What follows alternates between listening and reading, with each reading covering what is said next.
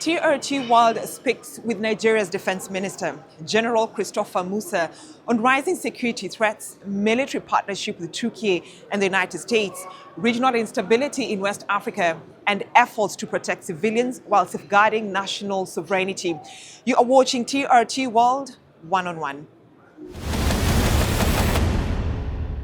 Retired General Christopher Musa, Minister of Defense of Nigeria, thank you for joining us here on TRT World One-on-One. Thank you.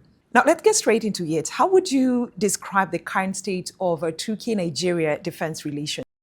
Wonderful. I mean, it didn't start today. It started quite a long time. And what the president is trying to do is to try to foster it and make it more strategic in what we're doing. Both countries have been very close, have shared close relationship over time, and then we want to leverage on that. Turkey is a great country that has done great things to the world. It has helped in stabilizing the area, and we want to tap into that and continue to work together. So what are the strategic objectives of your country's military cooperation with Türkiye? Yeah, I mean, it has to do together holistically with training, production of equipment. We want to leverage on the experience of Turkey. I mean, Turkey has over time had issues with terrorism and how they had been able to tackle it and be able to remain very peaceful and developing. Nigeria want to tap into that. The challenges we're having in Nigeria, we feel because we don't produce most of the equipment we need, has made it very difficult fighting this terrorism.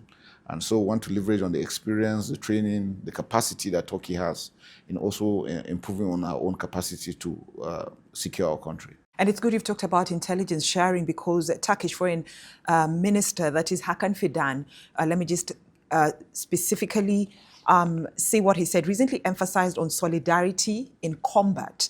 So does this mean we are moving towards, real-time intelligence sharing with Ankara? Or also, is the relationship between Türkiye and Nigeria strictly transactional and equipment-based? No, it's holistic. Terrorism is all over the world. And so if you have to address it, you have to have countries that have the reach. Turkey has the experience, they have the know-how, they have the knowledge, they have the intelligence that we can leverage on. Because like we said, Boko Haram, ISWAP, not only in Nigeria.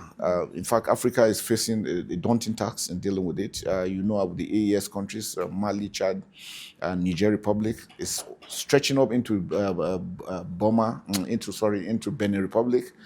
Mozambique is having the same issues. Libya is still not stable. So it's a holistic thing that we need. I want to leverage on these experiences and the reach that Turkey has in order to address our own issue. So it's beyond just the military aspect. It's a holistic aspect, also into social welfare, how they've been able to use that to address poverty, illiteracy.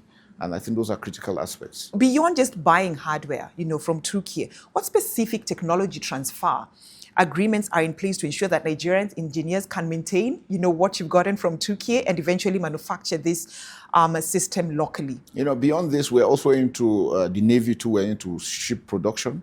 The drones are part of it, and including we have bought some Cobra APCs from here, some other aspects, counter IEDs, counter drones, and all these aspects into it. Now, it shows that we want to leverage on the knowledge and the technology that Turkey has in order to develop this in our country. Last year, our president, signed the bill for our defense industry to cooperate and also work together with other countries so that we can develop our own capacity. Because it is one thing to buy, it's another thing to sustain and maintain what you have. So we're working together, our engineers are having the technology, they will do the training, whatever we're buying, this technology will be transferred to us so that we'll also produce in situ. Now, why do we need that? Nigeria has a population of over 250 million. With over 923 square kilometers. It's massive. Our neighbors are, most of them Francophone countries with their own challenges too. So we need to be strong for the region. And I think that's what we are leveraging on. So we're going to get this technology. We're going to develop our own capacity to maintain and produce. And I think it's a win-win thing on both parts. So on the no strings attached policy, because Western allies often tie arms sales to human rights benchmarks. Yeah, you agree with me. So Türkiye is known for a no strings approach. How does this partnership between Türkiye and Nigeria change your operational freedom when deploying Turkish assets in domestic operations like, the project Guardian in the northwest Nigeria? Truthfully, Nigeria is signatory to human rights charter and all this, and we are a professional armed forces.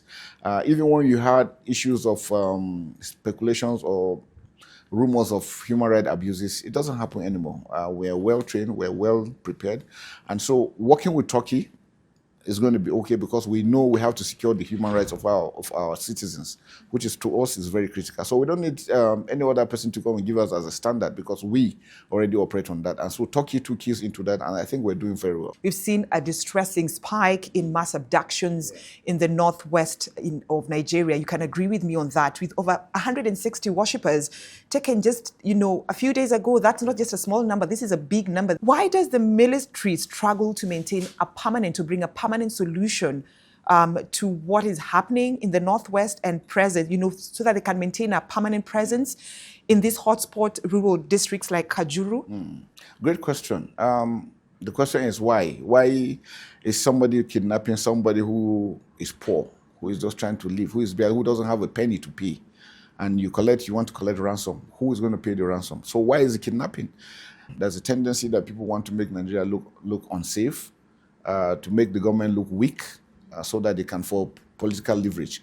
And besides that, Nigeria, like I mentioned, has a land area of almost 923,000 square kilometers. It's massive. So ability to man all through is not there. Now, why sometimes people wonder, you take 100, how do you take them without the security forces? Most of these areas are areas where there's no communication. Now, what these guys do is that they have informants spread all over. I mentioned the issue of the informants. So what they do is that once troops are at this particular area, they give the information, nobody is at that area. And so they move to such areas. And because sometimes the infrastructure to get there takes time, most times there are no communication sites. So before you even get the information, the deed had already been done. They had already gone before you get the information. So efforts have been made. The government is doing all it can to ensure that it leverages and express out our communication system so that we can have real-time information when things are happening. The recent U.S. strikes in Sokoto suggest a deeper, level of foreign military involvement in Nigerian soil. So what is the specific rules of engagement, agreement between Abuja and Washington regarding these operations? No action can be taken by any foreign nation without the permission of the president. So we're working jointly. We're mapping the area jointly. We give where we think there's a greater threat for them to take action on. What we can do, we do. It is what is beyond us that we call for assistance. And it's done all over the country, all over the world. It's not the first time we're doing. Remember, Nigeria was in Sierra Leone. Nigeria was in Liberia. Nigeria was in Congo. Nigeria was in Burma. So we've done a lot in other countries too. Now, with the asymmetric warfare, because of its challenges. And that's why we need the support. It's a cooperative one, and we're working together. So no action is going to be taken without our own permission. So sovereignty is not compromised. Let's have a look at the flip side of the coin. Trillions of naira have been allocated to defense in the last 3 budget cycles. You can agree with me, Mr. Minister. Can you point to one specific technological or structural game changer that justifies the sort of spending to the Nigerian taxpayer? The first thing is, at least, how was it before? How is it now?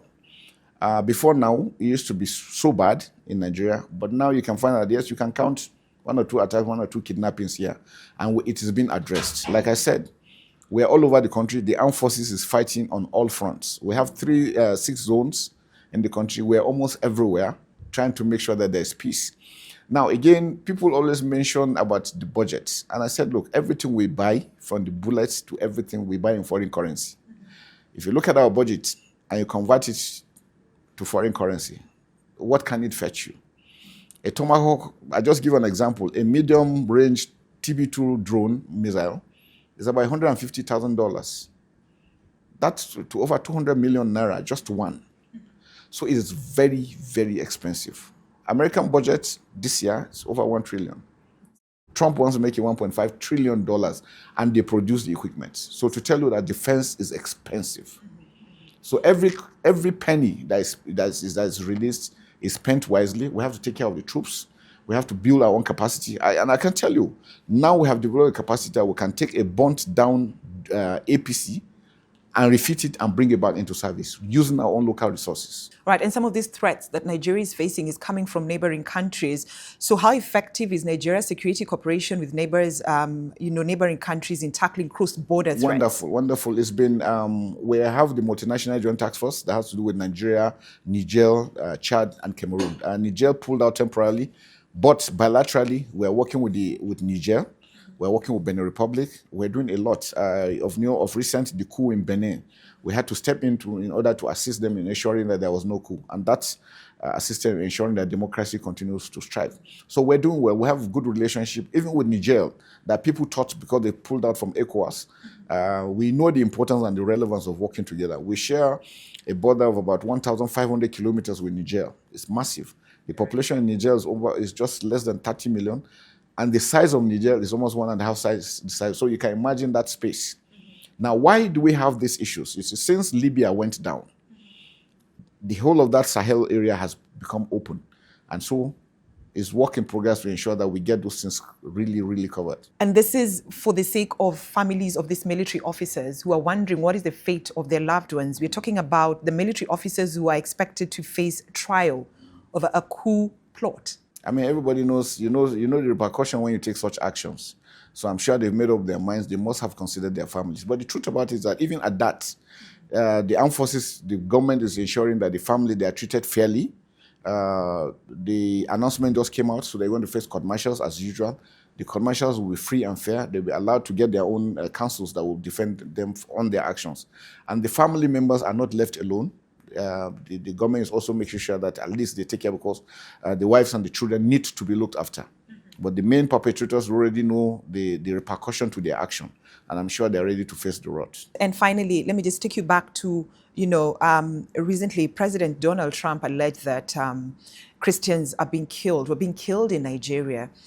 As the defense minister of Nigeria, what military consequences does your country face when such allegations arise internationally? Well, the truth about it is that, there's a lot of misinformation, like I said. Nigerians are being killed holistically. Christians, Muslims, not atheists, and all. All we want is these killings to stop. And that's the work we're doing. That's what we're concentrating on. And we assure Nigerians that we're going to protect them together, working. So whatever anybody is bringing from outside, I think we've had several meetings with the Americans. Just a few days we had this general where we discussed this, and we made it very clear that yes, areas where Christians are more Christians will be killed. Where Muslims are more Muslims will be killed. All right. Thank you so much, retired General Christopher Musa, Minister of Defense of Nigeria. Thank you for talking to TRT World. Thank you for your time. Thank you. One-on-one. Appreciate you.